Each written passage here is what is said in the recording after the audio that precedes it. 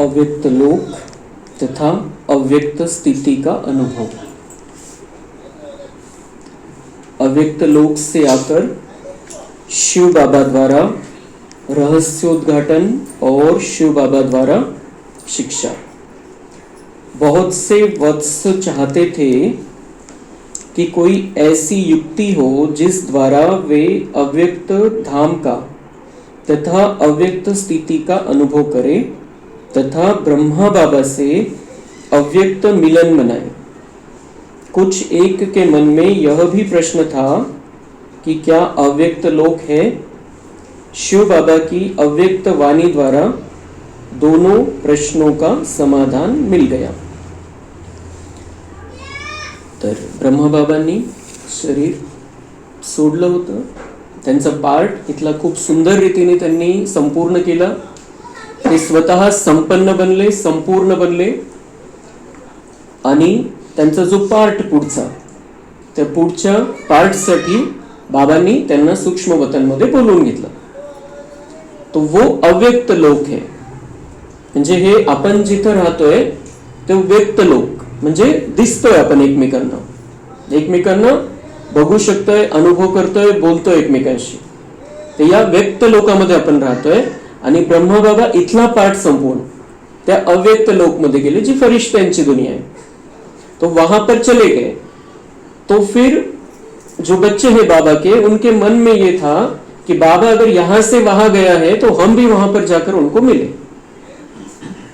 या फिर कोणाला डाऊट पण होता की ते आहे की नाहीये, अव्यक्त लोक आहे की नाहीये, संशय होता मनामध्ये की आहे की नाही। मग शिवबाबांनी येऊन मुरलीच्या द्वारे गुलजार दादींच्या शरीरामध्ये येऊन त्या दोन प्रश्नांना उत्तर दिले। तो शिव बाबा बोले, सभी वत्सों के मन में एक आशा दिखाई दे रही है। वह कौन सी? कई बच्चों ने संदेश भेजा है कि अब हमें भी अव्यक्त लोक का अनुभव कराओ। वत्सों की ये सभी आशाएं पूर्ण होने का समय अब आ ही गया है। आप पूछेंगे कि क्या सभी संदेशी यानी ध्यानावस्था और साक्षात्कार अवस्था में जाने वाले बन जाएंगे? तो बाबा म्हणता है कि अभी सब बच्चों ने संदेश भेजा है, मेरे तक बच्चों की बात आई है कि क्या अब हमें भी अव्यक्त लोक का अनुभव होगा, क्या हम भी वहां पर जा सकेंगे? जसं संदेशी जातात, जसं संदेशी बहन जातात, त्यांचा पार्ट आहे काही जणींचा, त्या जातात बाबांकडून संदेश घेऊन येतात, साक्षात्कार होतो त्यांना वरती गेल्यावर। तर असा पार्ट आहे का? तर बाबांनी उत्तर दिलं, नहीं, अव्यक्त लोक का अनुभव तो सभी वत्स करेंगे, परंतु ऐसा अनुभव वे दिव्य बुद्धि के आधार पर करेंगे। वह अनुभव दिव्य दृष्टि द्वारा होने वाले अनुभव से भी अधिक लाभदायक, अलौकिक और अनोखा है। दिव्य दृष्टी आणि दिव्य बुद्धी दोन गोष्टींच्या द्वारे अव्यक्त वचनचा अनुभव, म्हणजे बाबांना भेटायचंय। जो फरिश्त्यांचा बादशाह है ब्रह्मा बाबा, तो उनको मिलना है। तो वो जो संदेशी बहने हैं ज्यांना ती बाबांनी त्यांचा पाठ ठेवलेला आहे ड्राम्यामध्ये सुरुवातीपासून आतापर्यंत, पण अजून ते दोन संदेशी आहेत मेन मधुबन मध्ये, ज्या आता पण तिथे जाऊन डायरेक्ट बाबांशी बोलतात। और ये कारोबार सारा ऐसे नहीं चल रहा है, शिव बाबा और ब्रह्मा बाबा के डायरेक्शन पर आज भी चल रहा है। तो वो संदेशिया जाकर संदेश लेकर आते हैं। बाबा म्हणता है कि उनको क्या है, उनको दिव्य दृष्टि प्राप्त है, त्यांना बाबांनी दिव्य दृष्टि दिलेली, त्यांचा पाठ त्या प्रकारचा है। लेकिन हम बच्चे कैसे जा सकते हैं वहां पर? दिव्य बुद्धि के आधार से, क्योंकि दिव्य बुद्धि मतलब बाबा ने हमारी बुद्धि समझ दी है बुद्धि में, और उस समझ के आधार से, उस दिव्यता के आधार से, पवित्रता स्वच्छता के आधार से, बाबा से प्यार के आधार से हम मन बुद्धि के द्वारा ऊपर जा सकते हैं। बाबा म्हणता है इसका जो ये जो अनुभव है, आप जो ये अनुभव कर सकते हो ब्रह्मा बाबा के साथ मिलने का, ये अनुभव उससे भी अधिक, जो संदेशिया जाती है उससे भी अधिक लाभदायक, अलौकिक और अनोखा है। त्याच्यापेक्षा जास्त प्राप्ती होईल, म्हणजे फायदा मिळेल, त्याचा अनुभव जास्त होईल आणि अलौकिक आणि अनोखा है। और ये फिर इसमें नंबरवार है, इसमें कैपेसिटी है हर एक की। इसलिए जो भी वत्स चाहते हैं कि अव्यक्त ब्रह्मा बाबा से मुलाकात करे, उनके लिए तरीका यह है कि अमृत वेले याद में बैठे। कब होगी मुलाकात? अगर डायरेक्ट मुलाकात करनी है, अमृत वेले का समय, ये ऑफिशियल टाइमिंग रखा है बाबा ने सबके लिए कि उस समय आप ब्रह्मा बाबा से मिल सकते हो। आता ही गोष्ट झाली, जब हम भक्ति मार्ग में किसी भी देवी देवता की बात करते हैं, क्या हमें किसी ने टाइम दिया है ऐसा? क्या कोई ऊपर बैठा है, लक्ष्मी नारायण यांना भेटण्याची ही वेळ आहे, त्यांना भेटण्याची ती वेळ आहे, तिथं जाऊन तुम्ही अनुभव करा, त्यांच्याशी बोला?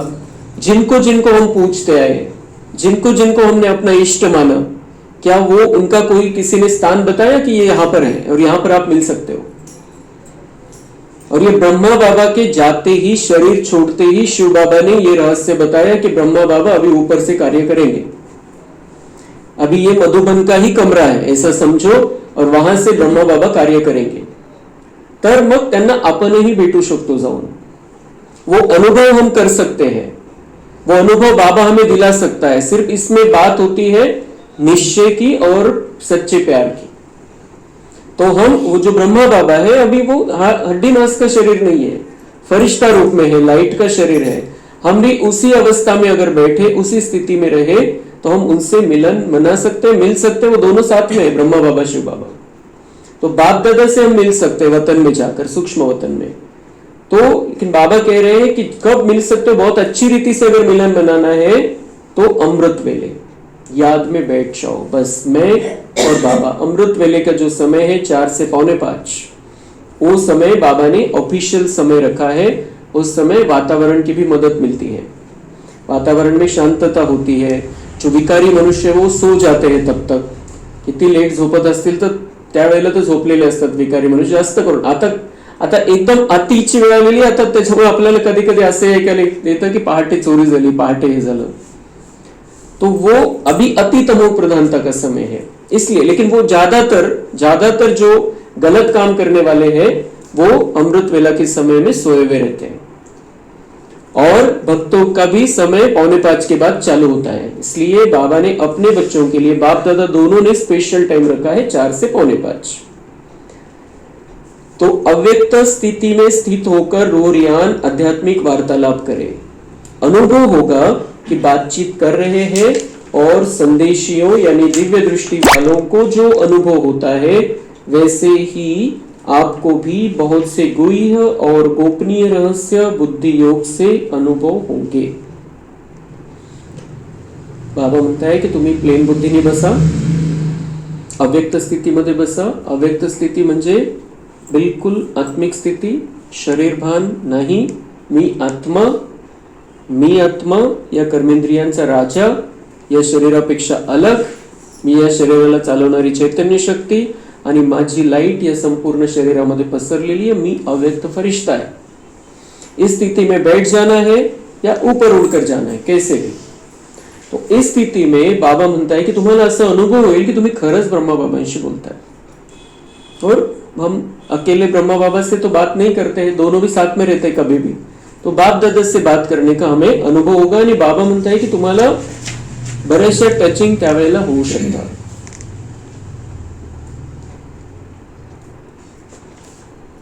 परंतु ऐसे अनुभव के लिए एक बात आवश्यक है, वह यह है कि अमृत वेले भी अव्यक्त स्थिति में वही स्थित हो सकेंगे जो सारा दिन अव्यक्त और अंतर्मुखी स्थिति में होंगे। इतना सोपं नहीं है। तो बाबा म्हणता है उस समय बैठ जाओ, ऐसा नहीं है। सिर्फ वो विधि है उस समय बैठना, लेकिन उस समय कौन बैठ सकेगा? जो म्हणजे बाबा सगळ्या गोष्टी क्लिअर करतात। कोणताही चमत्कार नहीं कि हाँ तुम्हाला भेटून जातील ब्रह्मा बाबा, चमत्कार नहीं है ये। उसके लिए अभ्यास चाहिए। और क्या अभ्यास चाहिए? बाबा म्हणता है अव्यक्त स्थिति में वही स्थित हो सकेंगे अमृत वेला में जो सारा दिन अव्यक्त और अंतर्मुखी स्थिति में होंगे, जो सारा दिन उसी स्थिति में होंगे, आत्म अभिमानी स्थिति में होंगे। मैं आत्मा हूं, मैं इस शरीर के द्वारा कर्म कर रहा हूं। कर्म बंद नहीं करना है, कर्तव्य जिम्मेदारियां बंद नहीं करना है, बहुत अच्छे से करना है पहले जितना करते थे। लेकिन वो करते हुए ये स्मृति रहनी चाहिए, मैं और बाबा साथ साथ है। और अंतर्मुखी, अपने आप की चेकिंग, दूसरों को नहीं देखना है। ये क्या करता है, वो क्या करता है, ऐसा क्यों करता है, वैसा क्यों करता है, हर एक का अपना अपना पार्ट है। बाह्य मुक्ता में नहीं जाना है दिन भर में, अंतर्मुखी स्थिति की मुझे क्या करना है, मैं कौन हूं, मैं कहां से आया हूं, मैं किसका हूं और मुझे क्या करना है, ये अपनी चेकिंग, अपने साथ बातचीत, अपनी स्थिति को ऊंचा उठाते चलना है। तो ये दिन भर में ये स्थिति, और अव्यक्त स्थिति कैसे होगी, कर्म करते हुए कि मैं आत्मा हूं और मेरे साथ में कौन है, सर्वशक्तिवान परमपिता परमात्मा, और हम दोनों मिलकर कर्म कर रहे हैं। हम कर्म कर मतलब बैठ नहीं जाना है सिर्फ दिन भर अव्यक्त स्थिति में कि हाँ मैं अव्यक्त फरिश्ता हूं, ऐसे नहीं। बाबा ने कभी नहीं कहा ये बात कि काम धंधे बंद करके बैठ जाओ, ऐसा कभी नहीं कहा है। बाबा ने टाइमिंग दिए हुए हैं कि अमृत वेला के समय बैठो, मुरली के समय बैठो, नुमा शाम के समय बैठो, और बीच बीच में जब समय मिले 5 मिनट 10 मिनट 15 मिनट जितना भी मिले उस समय बैठो, रात में सोते समय बैठो, वो टाइमिंग दे। लेकिन काम धंधा बंद करने के लिए नहीं कहा है, लेकिन कर्म करते हुए स्थिति होनी चाहिए अव्यक्त, कि मैं अवतरित हूं, मैं वहां से यहाँ आया हूं, मैं फरिश्ता हूं, मैं बाबा का बच्चा हूं, बाबा मेरे साथ में कार्य कर रहा है, बाबा की शक्ति मेरे साथ में है। तो ये जो है ये स्थिति हमें बढ़ाते चलनी है, ये बहुत महत्वपूर्ण और बहुत आवश्यक, और यहाँ से आगे हमें ये चीज बहुत जरूरी है, क्योंकि हम बहुत सारी घटनाएं सुनते जा रहे हैं। बाबा के बच्चों के साथ भी बहुत सारी घटनाएं हो जाती है, क्यों? क्योंकि वो भक्त बनकर रहते हैं। हाँ बाबा सब देख लेगा, बाबा कर लेगा, हो जाएगा। बाबा के भक्त बनकर नहीं रहना है, हमें बाबा का बच्चा बनकर रहना है, और हक से जो कुछ भी लेना है वो लेना है, उससे मालिक बनकर रहना है। तो उसके लिए बाबा को साथ में रखना पड़ता है। बाबा की पूजा, बाबा का बस कुछ दिया है वो पढ़ लेना, ये सारी भक्ति की बातें। प्रैक्टिकल में बाबा जो कहता है वो प्रैक्टिकल में लाने वाले बच्चे हमें बनना है, तो फिर हम भी सुरक्षित रहेंगे, हमारे आसपास वो सशक्त वाइब्रेशन रहेंगे जो फिर हमारे ऊपर कोई अटैक नहीं कर पाएगा। तो ये स्थितियां हमें आगे चल के जो बाहर का जो वातावरण बिगड़ता जा रहा है उसके लिए ये बहुत, अगर हम इन दोनों को साथ में रखेंगे तो हमारे साथ कुछ भी उल्टा नहीं हो सकता है। अगर होगा कुछ तो हमारा पेपर है समझने का, सहन शक्ति का पेपर है, शक्तियां बढ़ाने के लिए आया है। मेरा हिसाब नील हो गया, पिछला कुछ बाकी था वो नील हो गया। स्थिति को खराब नहीं करना है, चाहे कुछ भी हो जाए। एक तो होगा नहीं, लेकिन हो भी जाए तो हमारा बहुत कड़ा हिसाब किताब होगा पिछले जन्मों का, तो हो जाएगा। लेकिन हमें अपनी स्थिति को खराब नहीं करना, इन दोनों को बुला लेना है साथ में।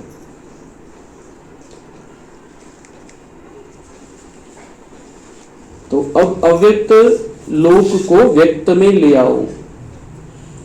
सूक्ष्म लोक में वत्सों के मन के कई प्रकार के संकल्प पहुंचते रहते हैं।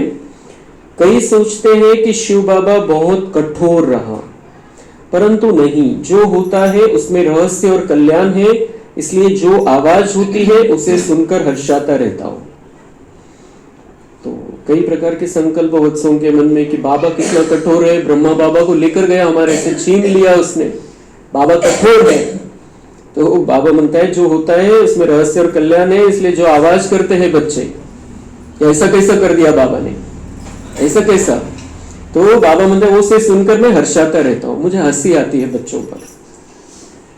अब सबके मन में यह भी संकल्प है कि यह सृष्टि ड्रामा जल्दी खत्म हो, परंतु क्या यह जल्दी खत्म होगा? क्या जल्दी हो सकती है?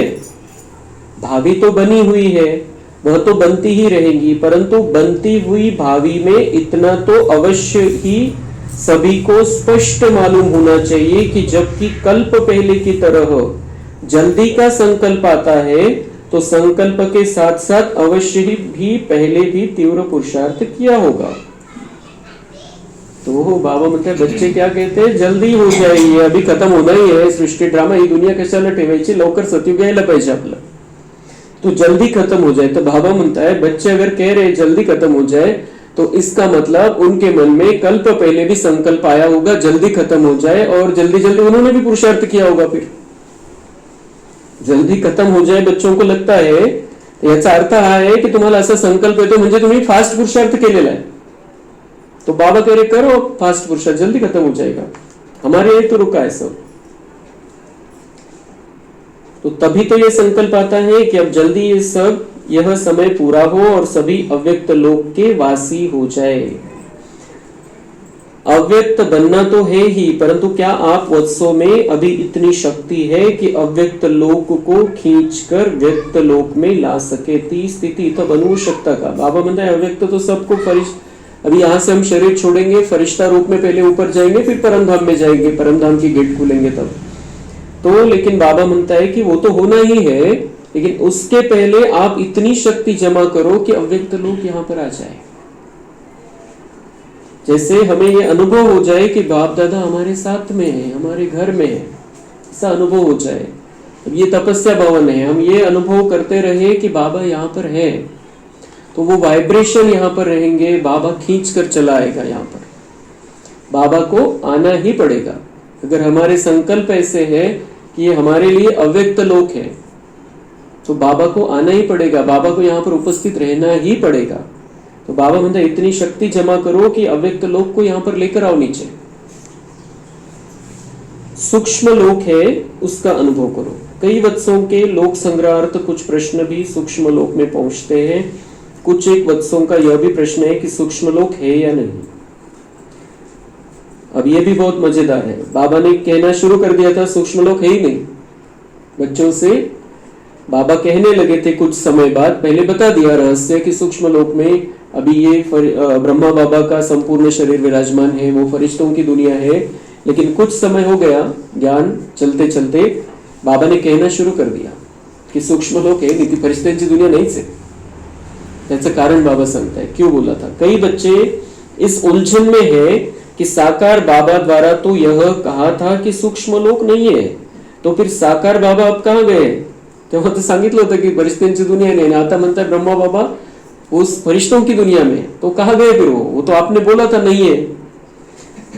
अब अव्यक्त ब्रह्मा कहां से मिलने आते, तो वो अगर मिलने आते हैं तो कहां से मिलने आते हैं, और संदेश कहां जाती है, ऊपर जाती है, मतलब कहां जाती है.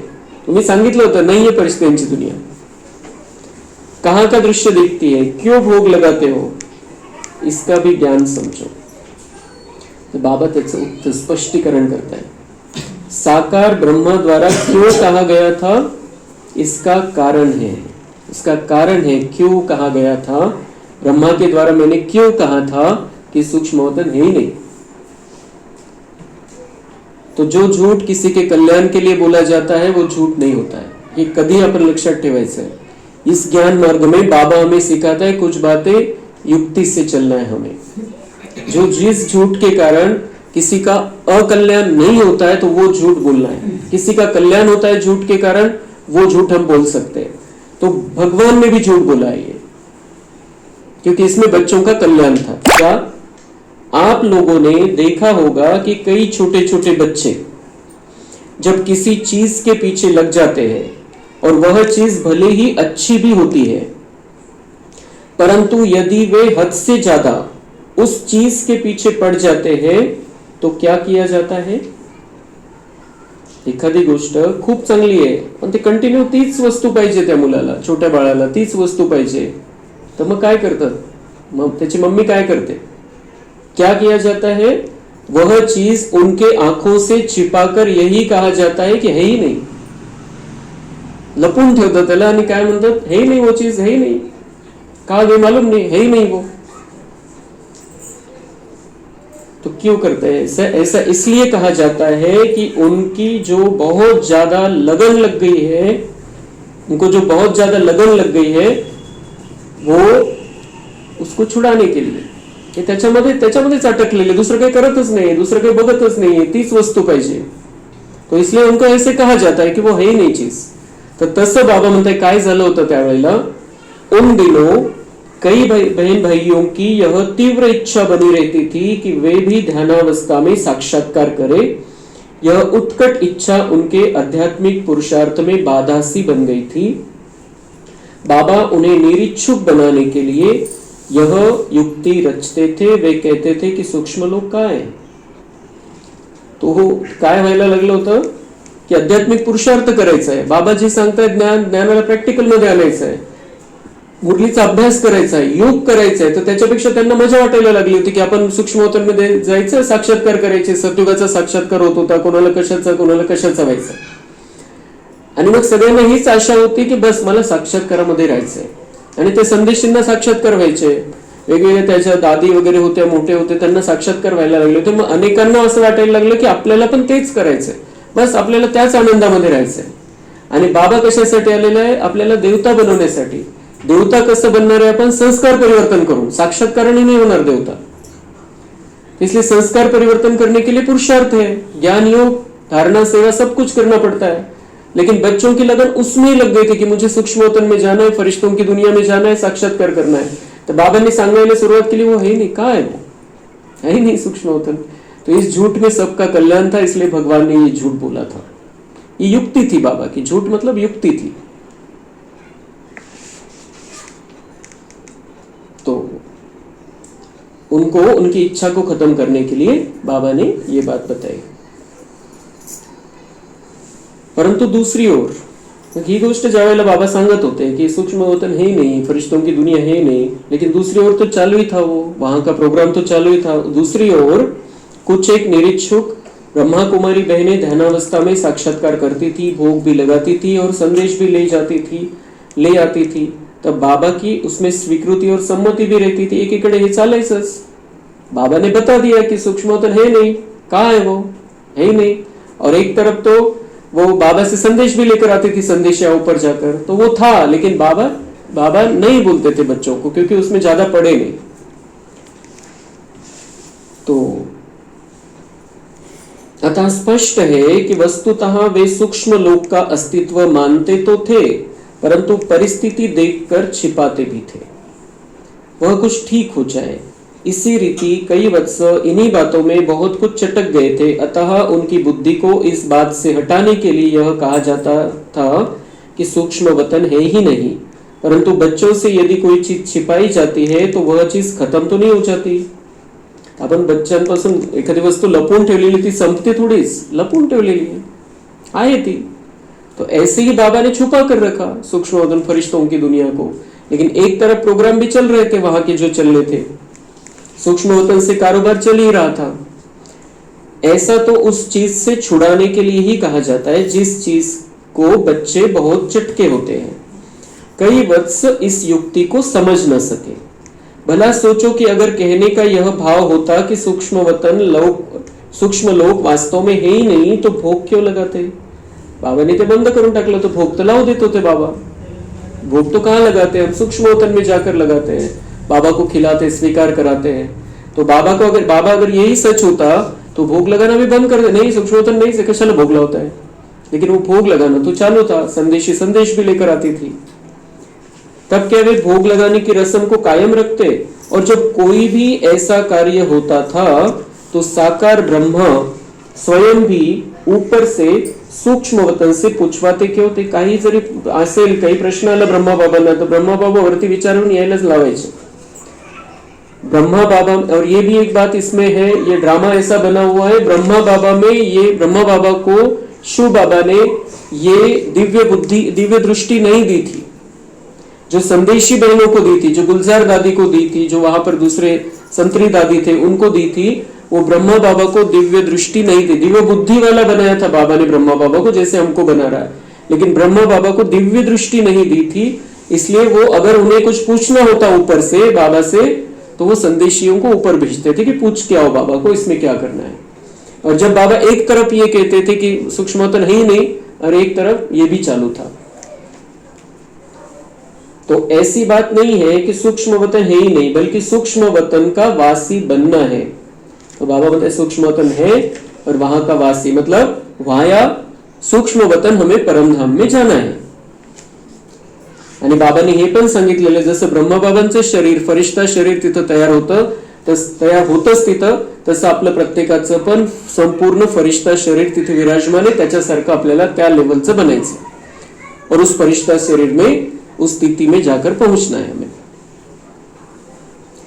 आना जाना अधिक नहीं होना चाहिए, बल्कि यही पुरुषार्थ रहे कि आने जाने की बजाय स्वयं सूक्ष्मवतनवासी का अनुभव कायम रहे, क्योंकि इसमें ही कमाई है. प्यारे शिव बाबा की वाणी सुनकर ब्रह्मवत्सों के मन में यह भाव और भी उत्कट हो गया कि अव्यक्त अवस्था में स्थित होना है. परंतु सूक्ष्म रूप में उनके मन में यह भी भाव समाया था कि अगर इस समय हम ब्रह्मा बाबा से अव्यक्त लोक में मुलाकात नहीं कर सकते तो ब्रह्मा बाबा की साकार माध्यम द्वारा हमसे किसी प्रकार मुलाकात हो जाए।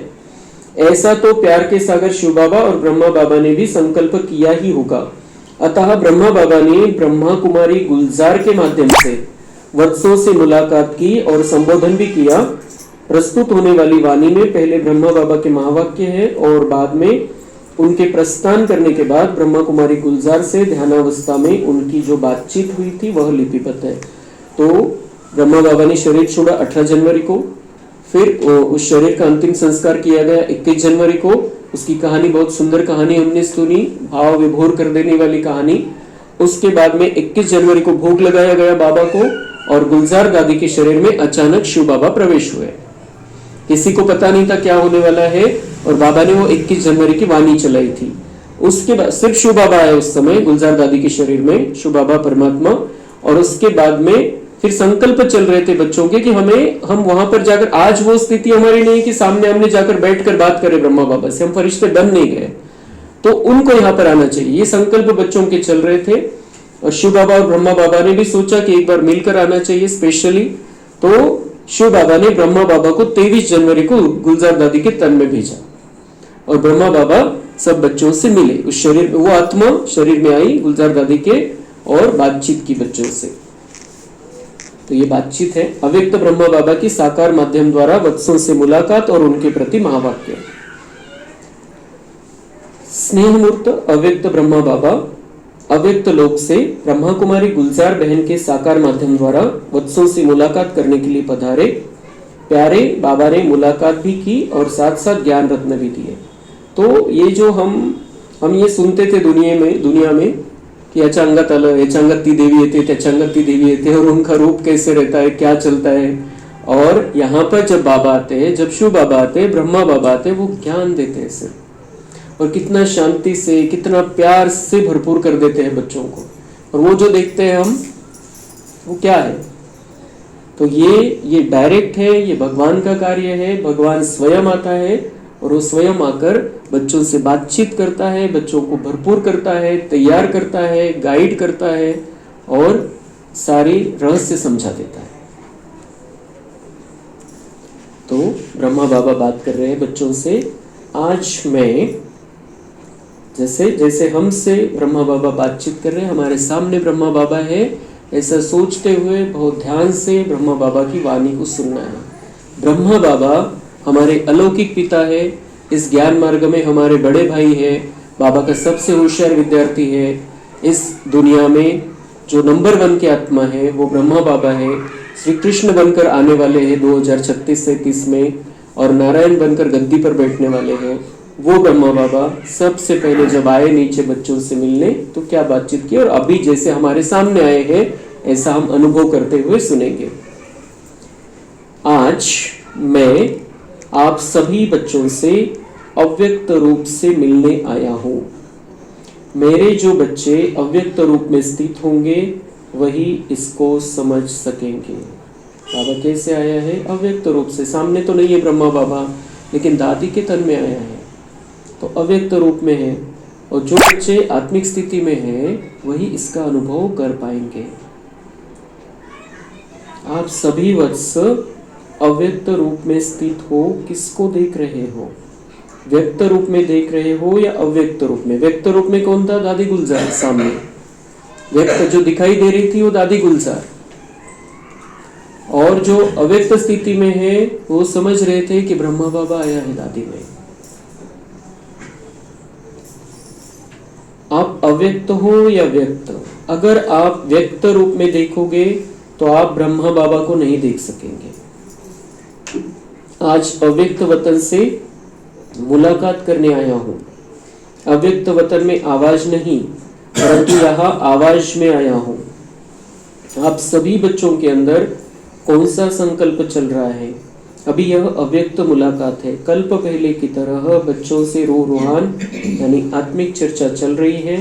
रूहान करने मीठे मीठे बाबा शिव बाबा ने आप सभी बच्चों से मिलने भेजा है। 2 दिन पहले मीठे बाबा से रूहान बातचीत चल रही थी। बाबा शिव बाबा ने बोला अव्यक्त वतन का अनुभव करने के लिए तैयार हो। जानते हो क्या जवाब दिया होगा? यही कहा कि जो बाबा की आज्ञा, बाबा जैसे चलाएंगे, जहाँ बिठाएंगे, जिस रूप में बिठाएंगे वैसे ही बैठूंगा उठूंगा। तो ब्रह्मा बाबा ने सबसे पहले कहा, मेरी और शिव बाबा की बातचीत हो रही थी। शिव बाबा ने मुझसे पूछा कि अव्यक्त वतन का अनुभव करना चाहते हो, मतलब यहाँ पे रहना चाहते हो? तो ब्रह्मा बाबा ने उत्तर दिलं त्यांना, बाबा जैसे चलाएंगे, जहाँ बिठाएंगे, जिस रूप में बिठाएंगे, काही संकल्प नाहीये माझे, तुम्हाला जे करायचं ते करा माझ्याद्वारे, आप जहाँ बिठाएंगे। अगर सूक्ष्म वतन में बिठाना चाहते मैं तैयार हूँ, अगर आप कहीं भेजना चाहते मैं तैयार हूँ। लेकिन बाबा ने तब से उनको वहां पर ही रखा है, सूक्ष्म वतन में। बच्चों के अंदर यही संकल्प होगा की बाप दादा यानी शिव बाबा और प्रजापिता ब्रह्मा ने छुट्टी क्यों नहीं ली? सगळ्यात पहिले मग काय संकल्प चालले की सांगितलं, यांना कळालं जर होतं तर सांगितलं तर असतं, आता मी जाणार आहे, अब मुझे जाना है, अब मैं ये शरीर छोड़कर जाने वाला हूं। क्योंकि बाबा को तो पता चल गया था, 2-3 दिन से बाबा की तैयारी चल रही थी, सारा कार्य समय हमने सुना कहानी में, कितना सुंदर रीति से बाबा ने कार्य समेटा, प्रकाशमणि दादी को सारा कुछ बताया, प्रकाशमणि दादी के दृष्टि देते हुए उनके अंदर सारी शक्ति भरी और फिर वो आत्मा उड़ गई। तो उनको पता तो था, तो ब्रह्मा बाबा ने भी बताया नहीं और शिव बाबा ने भी बताया नहीं। तो सब बच्चों का जो संकल्प चल रहा था उसका जवाब बाबा दे रहे हैं। तो छुट्टी क्यों नहीं ली? तो मैंने भी बाबा को यह कहा। तो ब्रह्मा बाबा पण म्हणतात आता बच्चांचं मन ठेवायचंय, म्हणून ब्रह्मा बाबा म्हणतात मैंने भी पूछा बाबा को कि क्यों नहीं बताया बच्चों को, क्यों नहीं बताने दिया कि मैं जाने वाला हूं। तो तब शिव बाबा ने कहा, अगर मैं सभी बच्चों को बिठाकर छुट्टी दिलाता तो क्या वे छुट्टी देते? सबको बिठाता और बोलता अभी ब्रह्मा बाबा को जाना है, इसको जाने दो। सगळ्यांना ही अपेक्षा होती। बाबांनी इशाऱ्यामध्ये मुरल्यांमध्ये सांगितलेलं होतं की ये जे व्यक्त ब्रह्म है अव्यक्त हो जाएगा, इसका पार्ट खत्म होना है, ये ऊपर जाकर बैठेगा, सगळं सांगितलेलं होतं। पण तरी बच्चांना ही आशा होती की बाबा हमारे साथ पूरा संगमयुग रहेगा, आशा होती। तर कसं बच्चांनी परमिशन दिली असती की जा तुम्ही इथून? तो जो बाप शिव बाबा ने कराया वही भावी कहेंगे, व्यक्त रूप में नहीं तो अव्यक्त रूप से ही मुलाकात कर ही रहे हैं। सर्विस की वृद्धि वैसे ही है, बच्चों की याद भी वैसे ही है, लेकिन अंतर यह है कि पहले मैं व्यक्त स्थूल शरीर में अव्यक्त अवस्था में था और अब मैं अव्यक्त शरीर वाला और अव्यक्त ही अवस्था वाला हूं। पहले काय होतं, फरक काय झाला? ब्रह्मा बाबा म्हणताय आता की पहिले मी स्थूल शरीरामध्ये होतो पण अव्यक्त स्थिती होती माझी, मी आत्मिक स्थितीमध्ये राहायचो, शरीर होतं हाडामासाचं पण मी अव्यक्त स्थितीमध्ये राहायचो। आता फरक काय झालेला आहे, फक्त स्थिती माझी आताही अव्यक्तच आहे, फक्त शरीर पण अव्यक्त झालेलं आहे। पहिले हाडामासाचं होतं, आता लाईटचं शरीर आहे, फक्त प्रकाशवाला शरीर आहे। तो जो नयनों की मुलाकात जानते होंगे वे नयनों से इस थोड़ी सी मुलाकात में अपने प्रति शिक्षा और डायरेक्शन ले लेंगे। आप सभी को अव्यक्त वतन यानी सूक्ष्म लोक में तो आना ही है। बाबा बच्चों से मुलाकात करने के लिए हर वक्त हर समय तैयार ही रहते हैं। तो वो अमृत वेला स्पेशल समय है, लेकिन ऐसे बाबा ने फुल आमंत्रण दे दिया है कि बच्चों वतन में आओ, मैं तुम्हारे लिए बैठा हूं। स्पेशल काही प्राप्ती करायची आपल्याला, स्पेशल पॉवर भरायची तर तो अमृत वेळेचा वेळ आहे। पण आपण दिवसभरामध्ये कधीही फरिश्ता स्थितीमध्ये जाऊन बाबांना भेटू शकतो, ती शक्ती घेऊ शकतो, शांती पाहिजे शांती घेऊ शकतो, आपल्या मनामध्ये काय संकल्प चाललेले ते बाबांना अर्पण करू शकतो। बाबा से हम दोस्त समझकर बातचीत कर सकते हैं। तो बाबा कह रहे हैं कि स्पेशल अमृत वेला है, लेकिन ऐसे तो मैं सदा तुम्हारे लिए हाजिर हूं। तो अब बच्चों की बुद्धि जितनी साफ होगी उसी अनुसार ही वे अव्यक्त मिलन का अनुभव कर सकेंगे। सिर्फ क्या है, तैयार तो बैठा हूं मैं, पुनः बाबा म्हणता है कि मैं तैयार हूं, हर पल तैयार हूं, लेकिन अनुभव कब होगा, कब मुझसे मुलाकात कर सकोगे? आपकी बुद्धि जितनी साफ होगी, अंदर क्लीन और क्लियर जितने रहेंगे, तो उतना आपको मुझसे मिलने का अनुभव होगा, कुछ लाभ होगा उसका। तो हमें क्लीन और क्लियर रखना है, कुछ भी बाहर का कुछ नहीं रखना है अंदर किचड़ा। जो बाबा कहता है उसके अनुसार ही अपने मन बुद्धि को चलाते रहना है। दूसरों को भी शक्तिवान बनाने की आज्ञा। बाबा ने एक से पूछा, क्या आप शक्ति स्वरूप में स्थित हो? अभी शक्ति स्वरूप का पार्ट प्रत्यक्ष में दिखाना है। जो बाप यानी शिव बाबा की शिक्षा मिली है उसको प्रैक्टिकल धारण करके दिखाना है। शक्ति सेना बहुत है, अभी पूरा शक्ति स्वरूप बन जाना है। अभी तक बच्चे और बाप के स्नेह में चल रहे थे, अब बाप से जो शक्ति मिली है उस शक्ति से औरों को भी ऐसा शक्तिवान बनाना है। वही स्नेही ही बाप के साथ अंत तक रहेंगे। तो भी सबको चलाना है, बाबा से शक्ति लेनी है और स्नेह और शक्ति के साथ हमें सबको चलाना है। तो जो ऐसे शक्ति और स्नेह के साथ सबको चलाएंगे वही बच्चे अंत तक बाबा के साथ रहेंगे।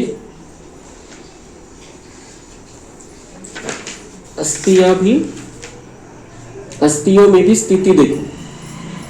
तो हमने सुना कहानी में कि वो सब अस्थियों के कलश भरकर रख दिए थे वहां पर जहां बाबा का शक्ति स्तंभ है। शक्ति स्तंभ के पास सारे वो कलश भरकर रख दिए थे शांति स्तंभ के पास। अभी मीठे मीठे बाबा ने आप बच्चों को यह दृश्य दिखलाया कि आप बच्चे अस्थियां उठा रहे थे। अस्थियों को नहीं देखना, स्थिति को देखना है। ये अस्थियां स्थिति को बताती है। एक एक रग में स्थिति थी, तो बाहर से तो अस्थियों को रखा है, परंतु इसका अर्थ भक्ति मार्ग का न उठाना, बल्कि इन अस्थियों में जो स्थिति भरी हुई है उसको देखना है। तो भक्ति मार्ग के हिसाब से अस्थियां संभाल कर रखते हैं, अस्थियों का विसर्जन करते हैं, ऐसा नहीं। बाबा म्हणते ये अस्थियां रखी है लेकिन इसमें स्थिति है। वो बाबा के शरीर के कण कण में बाबा के वो जो वाइब्रेशन थे पुरुषार्थ के, उस स्थिति के, अव्यक्त अवस्था के, वो सारे वाइब्रेशन थे। और वो जो अस्थियां है वो वहां पर ही शांति स्तंभ के नीचे रखी हुई है। और हम जब शांति स्तंभ पर जाते हैं तो वो अनुभव होता है बाबा से शक्ति मिल रही है। वो अस्थियां वहां पर ही है और वो उनका वाइब्रेशन वहां पर है। जैसे वो अभी उन अस्थियों का नीचे क्या हुआ होगा पता नहीं है, लेकिन बाबा के सारे वाइब्रेशन वहां पर जाने के बाद मिलते हैं।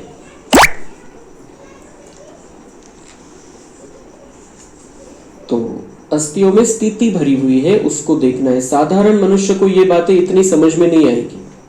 किसको समझेगा? जो बाबा के बच्चे, ज्ञानी बच्चे हैं, उनको ये बातें समझ, जिनको बाबा पता चल गया है कौन है, तो उनको ये सारी बातें समझ में आ जाती है। बच्चों का स्नेह है और सदा रहेगा, 21 जन्मों तक रहेगा। आप सभी सतयुगी दुनिया में साथ ही चलेंगे, राज्य साथ ही पाएंगे। साथ ही है, ब्रह्मा बाबा कह रहे हैं। शिव बाबा नहीं रहेगा साथ, ब्रह्मा बाबा साथ में रहेंगे, साथ ही राज्य में जाएंगे। ब्रह्मा बाबा को विश्वास है कि हम जो बाबा के समझदार बच्चे हैं 21 जन्म तक ब्रह्मा बाबा के साथ में रहने वाले हैं। साथ में ही हम उनके साथ में ही राज्य में आएंगे, मतलब राधा कृष्ण की दुनिया में, लक्ष्मी नारायण के राज्य में हम आएंगे। उतना पुरुषार्थ हमें करना है। आप सभी सतयुगी दुनिया में साथ ही चलेंगे, राज्य साथ ही पाएंगे, साथ ही है और जन्म जन्मांतर साथ ही रहेंगे। अभी भी ऐसा न समझना कि बाप यानी शिव बाबा है, दादा ब्रह्मा बाबा नहीं, या दादा है तो बाप नहीं। हम दोनों एक दूसरे से एक पल भी अलग नहीं हो सकते। तो इसलिए हम बाप दादा कहते हैं, वो कंबाइंड है, दोनों सदा साथ में है। इसलिए बाप अलग दादा अलग ऐसे नहीं हो सकता। सिर्फ वो मिलने के लिए ब्रह्मा, एक बार शिव बाबा आए ब्रह्मा बाबा ने शरीर छोड़ने के बाद, और एक बार ब्रह्मा बाबा अकेले आए। लेकिन बाकी वो जो मन बुद्धि में, मतलब दोनों साथ साथ में ही है। कल्याणकारी बाप शिव बाबा जो कहते हैं, जो कराते हैं, उसमें ही कल्याण है।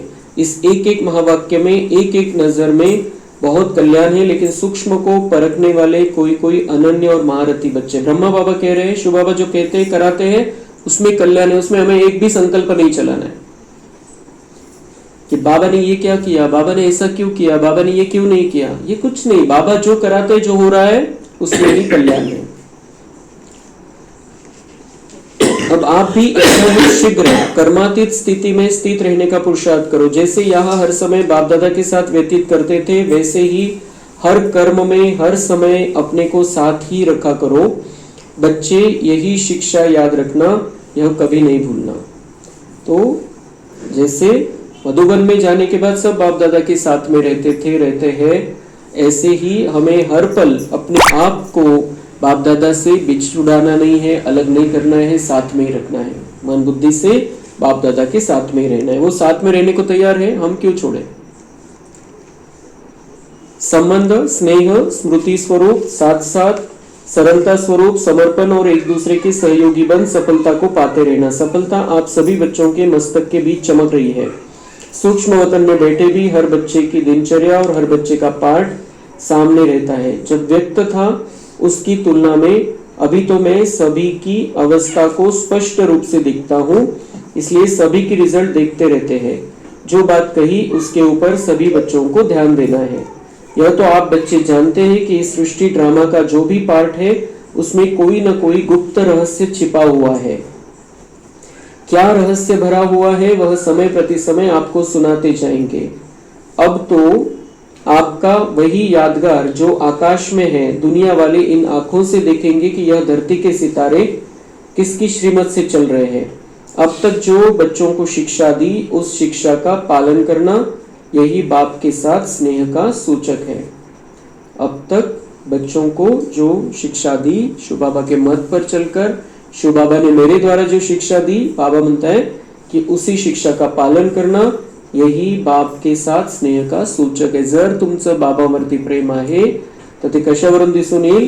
तुम्ही जे आम्ही सांगितलेलं आहे, ब्रह्मा बाबांच्या द्वारे शिव बाबांनी सांगितलेलं आहे त्याचं तुम्ही पालन करताय, तो वो ये दर्शाएगा कि हमारा बाबा से प्यार है, हम भगवान से प्यार करने वाली आत्माएं हैं। मग पुढे सूक्ष्म वतन मध्ये गुलजार दादी गेले आणि गुलजार दादीशी ब्रह्मा बाबा बोलले। ब्रह्मा बाबा आणि शिव बाबा दोघांना भेटले त्या, त्याचा संदेश है। आज मैं सूक्ष्म वतन में गई तो बाबा पहले मिला नहीं। मेरा संकल्प चला कि आज दोनों बाबा कहाँ गए। इस संकल्प के बाद दोनों बाबा नजर आए। शिव बाबा बोले, मालूम है कि आज हम कहाँ गए थे? देखो, जो साकार ब्रह्मा की आत्मा है उसमें आदि से अंत तक 84 जन्मों के चक्र के संस्कार है, तो यहाँ भी चक्र लगाने गए थे। जैसे वह लोग रॉकेट से चंद्रमा के नजदीक तक गए हैं, वैसे हम भी वहां चक्र लगाने गए थे कि वह लोग कहां तक पहुंचे। तो दोनों कहां गए थे? गुलजार दादी ने पूछा तो बाबा ने जवाब दिया कि ये 84 जन्मों का चक्र इसने पूरा लगाया है, तो हम भी पूरा चक्र लगाने गए थे। हम साथ में गए थे चक्र लगाने, और आज चक्र लगाते लगाते कहां पहुंचे? चंद्रमा तक। त्यावेळेला 1969ला नील आर्मस्ट्रॉंगनी काही दिवसानंतर पाऊल ठेवलं होतं चंद्रावरती आणि तब तक नहीं रखा था शायद 18 जनवरी 1969 तक किसी व्यक्ति का पैर वहां पर नहीं लगा था, लेकिन इसके बाद में लगा है 1969 में ही। तो वो बाबा म्हणते हम देखने गए थे कि वो कहां तक पहुंचे, चंद्रमा पर गए थे हम कि वो कहां तक पहुंचे। तो मग तिथला अनुभव सांगताय बाबा। तो जैसे जैसे चंद्रमा के नजदीक जाते हैं तो वहां पृथ्वी का खिंचाव खत्म सा हो जाता है। गुरुत्वाकर्षण जे आता आपण वरती कोणती वस्तू फेकली तर ती खाली कशामुळे येते? कारण पृथ्वी खेचते, पृथ्वीचं गुरुत्वाकर्षण आहे ते खेचतं त्याला, म्हणून जी वरती आपण वरती फेकलेली वस्तू वरती नहीं जात, खाली पड़ते, कारण ते पृथ्वी खींचते त्याला। लेकिन जब चंद्रमा तक कोई चीज चली जाती है तो पृथ्वी का गुरुत्वाकर्षण संपूर्ण समाप्त हो जाता है। तर बाबा म्हणता है ये चंद्रमा तक जब हम पहुंच गए तो हमने देखा कि पृथ्वी का खिंचाव खत्म सा हो जाता है और बहुत हल्कापन महसूस होता है। तो हे कशासाठी बाबा सांगताय? जैसे तुम लोग सूक्ष्म वतन में आते हो तो स्थूल लोक का खिंचाव खत्म हो जाता है। तो हे स्थूल आहे, इथलं चंद्र आहे, त्याच्यावरती पोहोचलं तरी इथलं आकर्षण समाप्त होऊन जातं। तुम्हाला तर मी त्याच्यावरती बोलवतोय, तो उसके ऊपर आ जाओ तो तुम्हारा इस दुनिया का आकर्षण समाप्त हो जाएगा। और मन बुद्धि से जाना है, यहाँ पर ही हम रहेंगे, चलते फिरते यहाँ पर ही रहना है, कर्म यहाँ पर ही करना है, लेकिन मन बुद्धि से वहां पर पहुंचना है। तो बाबा म्हणता है कि यहाँ का खिंचाव जो दुनिया तुम्हें खींचती है वो खत्म हो जाएगा।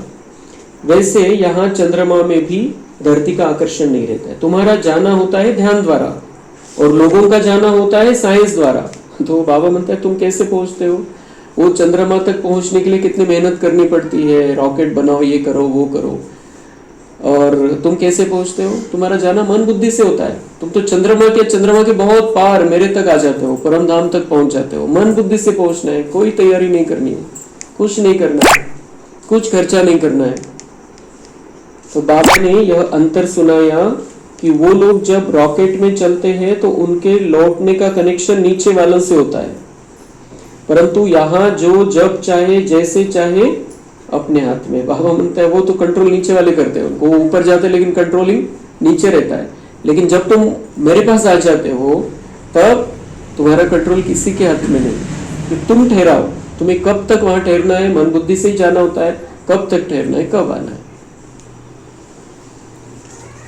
तो ये सारी प्रैक्टिस का आनंद हमें लेते रहना है जो बाबा सिखा रहे हैं। अंत के समय की अवस्था का साक्षात्कार। इसके बाद बाबा ने एक दृश्य दिखाया। देखा कि लाइट की एक बहुत ऊंची पहाड़ी थी, उस पहाड़ी के नीचे शक्ति सेना और पांडव दल थे, ऊपर में बाप दादा खड़े थे। इसके बाद देखा कि बहुत भीड़ हो गई है। हम सभी शक्तियां ऐसी लग रही थी जैसे कि साकारी नहीं बल्कि मंदिर की साक्षात्कार मूर्तियां खड़ी है। सभी लोग ऊपर देखने की कोशिश कर रहे हैं परंतु वे ऊपर तक देख न सके। सभी बहुत तरस रहे थे। फिर देखा कि आकाशवाणी की तरह एक आवाज आई कि शक्तियों और पांडवों द्वारा ही कल्याण होना है। तो ये दृश्य दादी को बाप दादा ने दिखाया कि अभी शिव बाबा तो है ही अव्यक्त, शिव बाबा तो दिखाई नहीं देता है, ब्रह्मा बाबा दिखाई देता था वो भी नहीं दिखाई दे रहा है, अभी वो भी चले गए। तो आकाशवाणी काय झाली, सब तरस रहे भक्त लोग, सब कुछ वो पाना चाहते हैं कुछ। तो क्या आकाशवाणी हुई, अब शक्तियों और पांडवों द्वारा ही कल्याण होना है। मतलब ये जो भाई बहने हैं, बाबा के बच्चे हैं, उनके द्वारा कल्याण होना है। ब्रह्मा बाबा भी पर्दे के पीछे चला गया है, वो पर्दे के पीछे रहकर बहुत सारा स्ट्रॉन्ग कार्य करने वाले वो दोनों मिलकर अब। लेकिन सामने कौन रहेगा अभी, जो बाबा के बच्चे हैं, ब्रह्मा के बाद के बच्चे, तो उनके द्वारा कल्याण होना है। बस फिर तो आवाज सुनने के लिए सभी तरस रहे थे कि यह किसकी आवाज है। उस समय हम लोगों के चेहरे पर भी बिल्कुल ही रहम दिल का गुण देखने में आ रहा था। उसके बाद फिर क्या हुआ कि कई लोगों को शक्ति और पांडवों से अव्यक्त ब्रह्मा का साक्षात्कार और शिव बाबा का साक्षात्कार हो रहा था। फिर तो वह दृश्य देखने जैसा था। कोई हंस रहा था, कोई पकड़ने की कोशिश कर रहा था, कोई प्रेम में आंसू बहा रहा था, लेकिन सारी शक्तियां बिल्कुल आग के गोले के समान तेजस्वी रूप में स्थित थी। इस बार बाबा ने सुनाया कि अंत समय तुम्हारा यह अव्यक्त शरीर भी बिल्कुल स्थिर हो जाएगा। अभी तो शरीर के हिसाब किताब के कारण शरीर अपनी ओर खींचता है, परंतु तब वह बिल्कुल शांत और सरल हो जाएगा। कोई भी हलचल न मन में न तन में रहेगी, जिसको बाबा देही अभिमानी अवस्था कहते हैं, वह अवस्था हो जाएगी। बाबा ने कहा कि सभी बच्चों को कहना कि अभी देही अभिमानी बनने का पुरुषार्थ करो। जितना सेवा पर ध्यान देना है उतना ही इस मुख्य बात पर भी ध्यान देना है कि देही अभिमानी बनना है। जो सारा कार्य होना है त्याचं मूळ आहे देही अभिमानी स्थिति। मतलब मैं आत्मा हूँ, मैं बहुत सुंदर आत्मा हूँ, चमकता हुआ सितारा हूँ, और मैं आत्मा इस शरीर के द्वारा कार्य करते हुए इस दुनिया का कल्याण कर रही हूँ, अपना कल्याण कर रही हूँ। इस दुनिया को मुझे स्वर्ग बनाना है, ये सारा अटेंशन रहना चाहिए। मैं आत्मा कर्मेंद्रियों से कर्म करा रही हूँ। तो बाबा मतलब सभी बच्चों को ये संदेश देना है। फिर बाबा ने कहा कि बच्चों को जाकर कहना कि जो आज की शिक्षा मिली वही सूक्ष्म वतन की सौगात है। यही सौगात बुद्धि में धारण करके चलेंगे तो जो बाबा का या बच्चों का कार्य है उसमें सफलता जल्दी देखने में आएगी। सफलता तो होनी ही है, वह शक की बात नहीं है। एक है समय अनुसार सफलता होना, दूसरा है तीव्र पुरुषार्थ से जल्दी करना। तो जो बाबा का कर्तव्य है वही बच्चों का कर्तव्य है, उसमें सफलता लाना, यही बाप के साथ स्नेह है। इस प्रकार प्यारे बाबा वत्सों से मिले और उन्होंने ज्ञान खजाना भी दिया, परंतु ब्रह्मा वत्सों के मन में तो उस ज्ञान मूर्ति, गुण मूर्ति और प्रेम मूर्ति की याद बनी ही रही। अब सभी बातें उनके मन में स्पष्ट थी और मार्ग तो पहले से ही स्पष्ट था ही। तो बाबा ने सारे राज खुले कर दिए। रहस्य जो था सबको लग रहा था इसमें क्या रहस्य है, तो बाबा ने सारी बातें क्लियर कर दी। और ब्रह्मा बाबा और शिव बाबा तब से लेकर अब तक ये कार्य निरंतर करते जा रहे हैं और इसीलिए ये कार्य, बाबा का कार्य बढ़ता जा रहा है और समाप्ति पर है। अच्छा, ओम शांति। हम 5 मिनट अभ्यास करेंगे।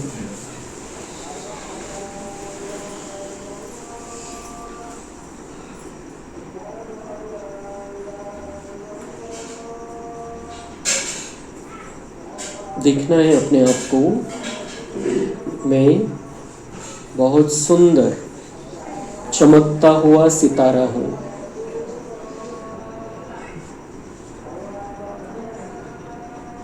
मैं एक ज्योति हूँ।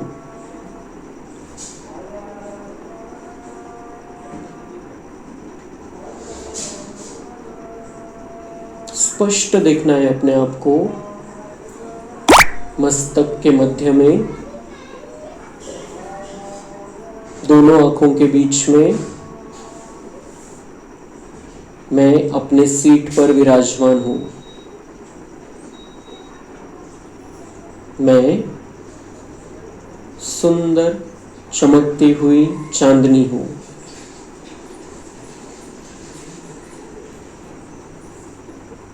मैं प्रकाश स्वरूप हूं।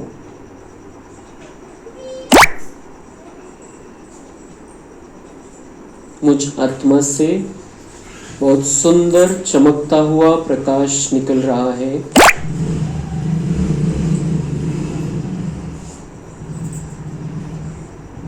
ये प्रकाश मेरे संपूर्ण शरीर में फैल गया है।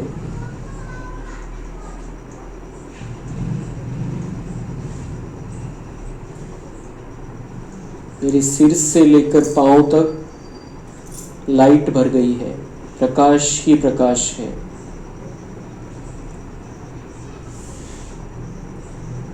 जैसे कि हड्डी मांस है ही नहीं, इतना हल्कापन महसूस हो रहा है।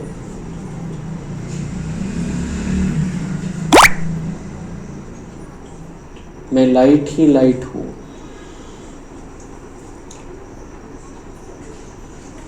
ये मेरा फरिश्ता स्वरूप है। मैं अव्यक्त फरिश्ता हूं।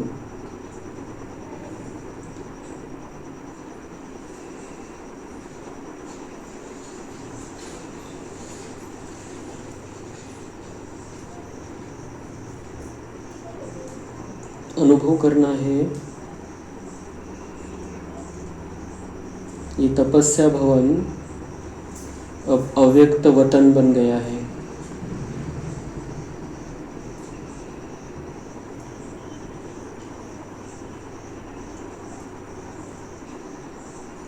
सूक्ष्म वतन है। मैं सूक्ष्म वतन में बैठी हूँ।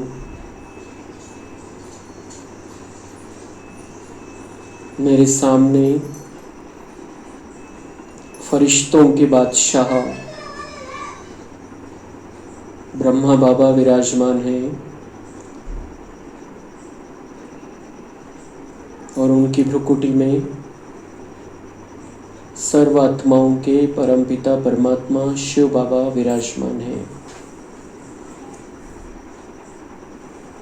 मेरे सामने बाप दादा है। ये सूक्ष्म वतन है।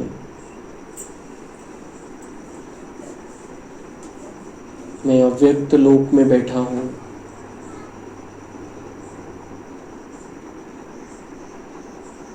बाप दादा मुझे सामने से देख रहे हैं।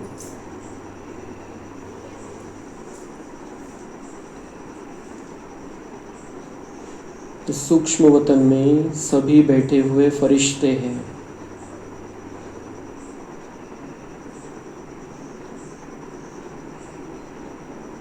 सब बैठे हैं, लेकिन बाबा सिर्फ मुझे देख रहे हैं।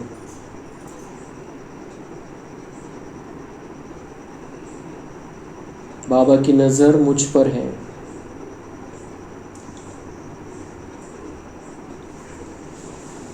बहुत प्यार भरी दृष्टि से बाबा मेरी ओर देख रहे हैं।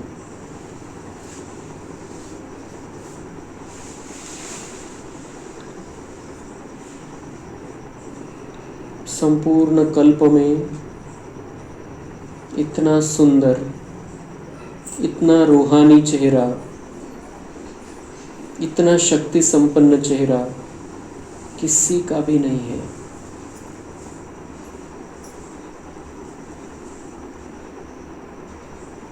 ये फरिश्तों के बादशाह हैं।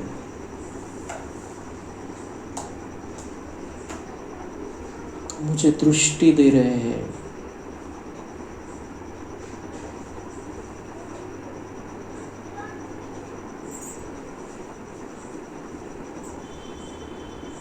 वो अभी यहाँ पर सूक्ष्म वतन लेकर बैठे हैं।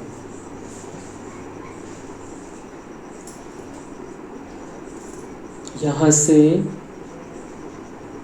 बाप दादा विश्व की सभी आत्माओं को सकाश दे रहे हैं।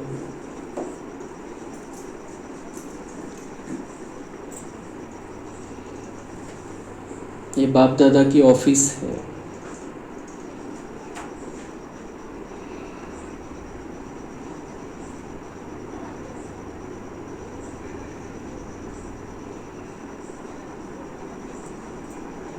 फिर से बाबा मुझे देख रहे हैं, सिर्फ मुझे देख रहे हैं। उस दृष्टि में कितना प्यार है, कितनी शांति है, कितनी शक्ति है।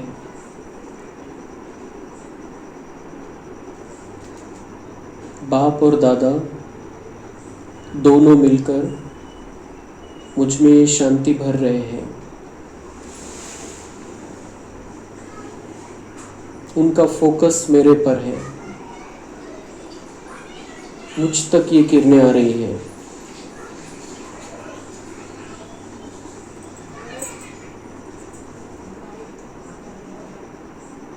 मुझ आत्मा को बहुत शांति महसूस हो रही है,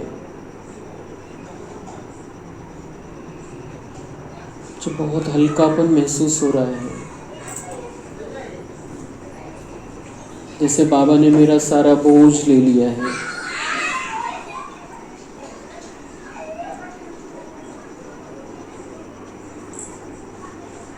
अब मुझे कोई चिंता नहीं, कोई फिक्र नहीं। मुझे निमित्त बनकर रहना है, जो भी कर्म कर्तव्य सब कुछ करना है, लेकिन जिम्मेदारी बाप की है, वो देख लेगा।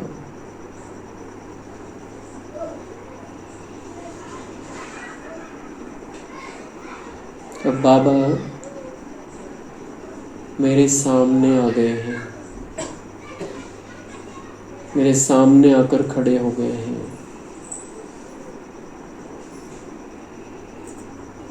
कितना सुंदर चमकीला फरिश्ता रूप है ये। मुझे अपना रूप भी वैसा ही महसूस हो रहा है, फरिश्ता रूप।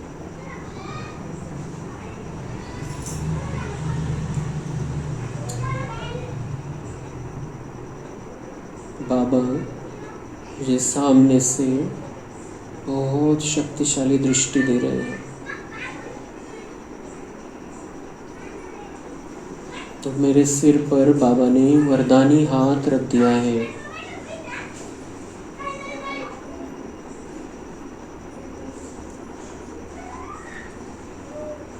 उन हाथों से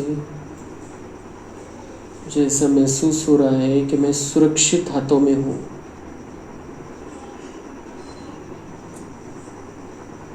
मेरा रक्षक अब स्वयं भगवान है।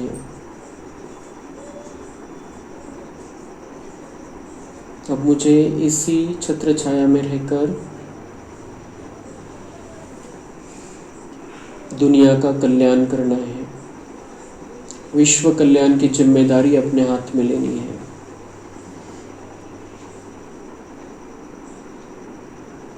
मैं इस साकार देह में विराजमान अव्यक्त फरिश्ता हूँ। बाप दादा भगवान सदा मेरे साथ है।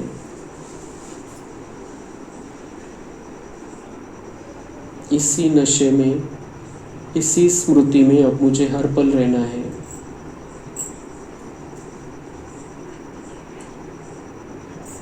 बाबा का वरदानी हाथ महसूस करते हुए अब मुझे यहाँ से, तपस्या भवन से, अव्यक्त लोक से निकलकर अपने घर जाना है। इसी स्मृति में घर पर भी रहना है।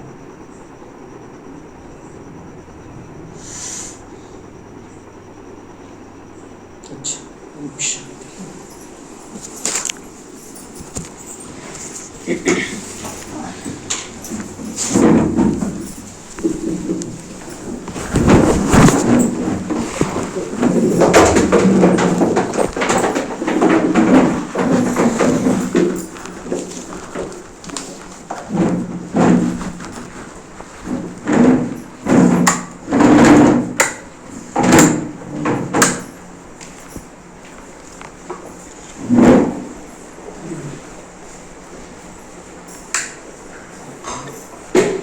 वाह.